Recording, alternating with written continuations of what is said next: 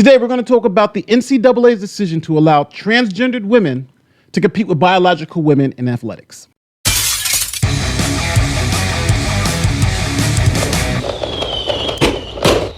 My name is Nathan Laurie. If you are new here, we talk about the law and the facts. If you're about that life, don't forget to like this video, share this video, and subscribe to the channel. All right, first, here's what the NCAA is doing.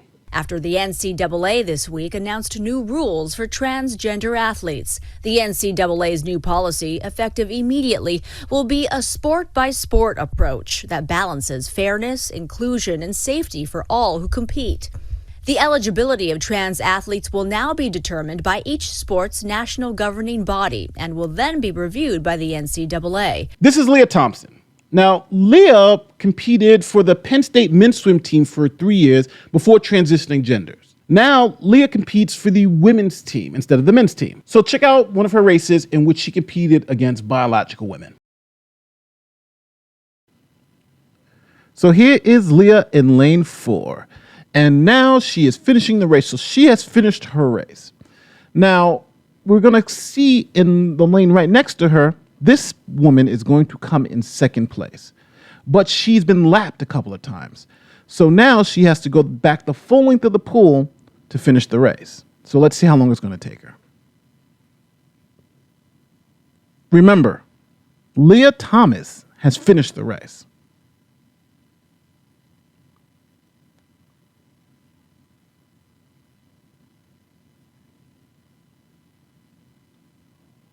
Almost there.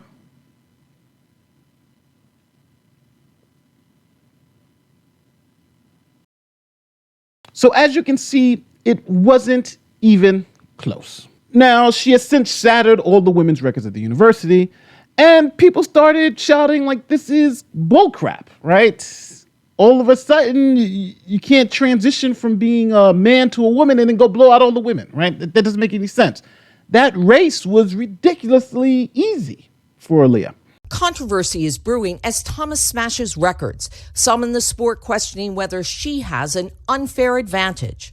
Following NCAA guidelines, after a year of hormone replacement therapy, Thomas was granted the chance to swim on the women's team. After 2.5 years of such therapy, last month, she recorded the fastest times in college swimming in the 200 and 500-yard freestyle and won the 1650 freestyle, beating her nearest competitor by 38 seconds. The editor-in-chief of Swimming World magazine, John Lone, writing an op-ed last month, saying Thomas's competition in championships could create, quote, an indisputably unfair setting. So with that, let's talk about the problem. See, we live in a world where there are men's sports and women's sports. But the first thing we should ask ourselves is why? Why are there women's sports versus men's sports? Why don't we just have the best person win? Well, we know that in athletics, men are stronger, faster, and more physically active, right?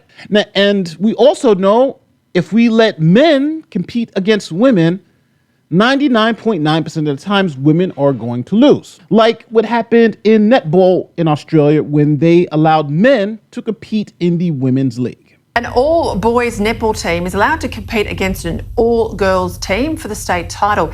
Now, the all-boys team wins every match, running up huge scorelines, including a 30-goal victory in the grand final. All the while, parents watch on, they're angry, but they're powerless from the sidelines. Now, it all sounds like a bit of fiction, doesn't it? A Hollywood movie. That's exactly what happened at the Queensland Netball Titles earlier this week, where the all-male Queensland Suns blitzed their all-female competitors to be crowned the Queensland Under-18 state champions. Now, it's been labelled crazy and unfair, but Netball Queensland is refusing to apologise. For her reaction, I want to bring co-founder of Save Women's Sport Australasia, Catherine Deves. Catherine, you may have been a netballer in your day. I was. I played mixed netball, but I don't know if I'd like to be in a team of women going up against a team of athletic men. Who in their right mind thought this was okay? Now, why does this happen? Well, generally, when men and women grow up, they develop differently. During puberty, men get more muscle mass because of higher levels of testosterone. So even if you lower testosterone levels after puberty, that person, that transgender person, will still have many of those advantages that they've developed during puberty. Here is former Woman of the Year, Caitlyn Jenner, who also is transitioning from being a male to a female, explaining it. But it's also not good for women's sports. It's unfortunate that this is happening. I don't know why she's doing it. She knows when she's swimming, she's beating the competition by 2 laps. She was born a biological boy. She was raised as a biological boy. Her cardiovascular system is bigger. Her respiratory system is bigger. Her hands are bigger. She can swim faster. That's a known. All of this woke world that we're living in right now is not working. I feel sorry for the other athletes that are out there, especially at Penn or anybody she's competing against, because in the woke world, you got to say, oh my gosh, this is great, and on and on and on. No, it's not. We need to protect women's sports, and the NCAA needs to make the right decision tomorrow. And I think that's probably to stop this right now, rethink it. So recently, the NCAA has allowed biological men to compete with biological women as long as they've lowered their testosterone levels significantly enough, and it's on a sport-by-sport basis. So we live in a world where we now have people changing genders. We have women turning into men, and we have men turning into women. And we also want to be a society that's inclusive to all those people, right? We don't want to alienate anyone because they choose to change genders. On the back end, we also understand there are biological differences between men and women. And allowing biological men to compete with biological women, that doesn't seem like the answer, because we know that the biological male is going to have those advantages. But then we also can't just exclude anybody who's transitioning, because that would seem unfair. Just because you transition from one gender to another means that you can never play sports again. That also seems unfair. Some people have even suggested adding a third group, kind of like a mixed gender group where anyone can compete in that group.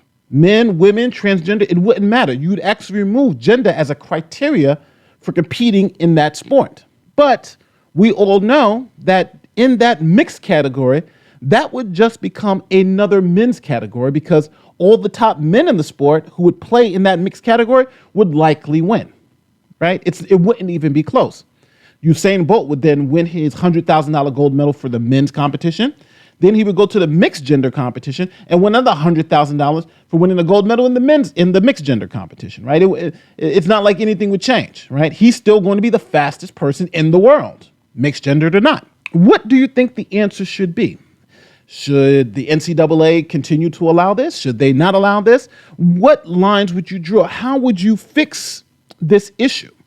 Because allowing this isn't fair, but then not allowing them in is also not fair. As always, you guys are the jury, and let me know in the comment section how you feel. Let me know what your solution would be. Because to be honest with you, I just don't know how you would fix an issue like this. But these are the hard questions, and they're not up to me to decide, but up for you to decide. My name is Lloyd, and I'm out of here. Peace.